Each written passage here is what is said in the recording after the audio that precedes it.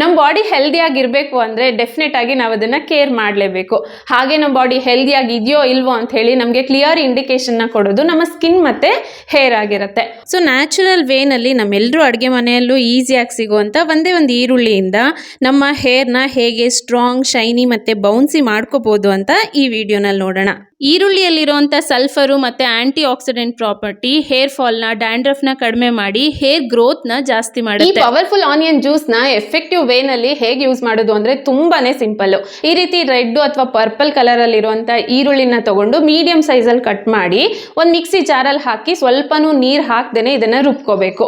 Next ಇದನ್ನ ಸೋಸ್ಕೊಂಡ್ರೆ ಈರುಳ್ಳಿ ರಸ ರೆಡಿ ಆಗಿಬಿಡುತ್ತೆ. ಇದ್ರ ಜೊತೆ 1-2 ಚಮಚದಷ್ಟು ಕೊಬ್ಬರಿ ಎಣ್ಣೆ ಅಥವಾ ಕ್ಯಾಸ್ಟರ್ ಆಯಿಲ್ನ ಹಾಕಿ ಚೆನ್ನಾಗಿ ಮಿಕ್ಸ್ ಮಾಡಿಕೊಂಡು ಅಪ್ಲೈ ಮಾಡಿಕೊಂಡು 1 ಗಂಟೆ ಹೊತ್ತು ಹಾಗೆ ಬಿಟ್ಟು ನೆಕ್ಸ್ಟ್ ಮೈಲ್ಡ್ ಆಗಿರುವಂಥ ಶಾಂಪೂನ ಹಾಕಿ ಹೇರ್ ವಾಶ್ ಮಾಡಿದ್ರೆ ಆಯಿತು.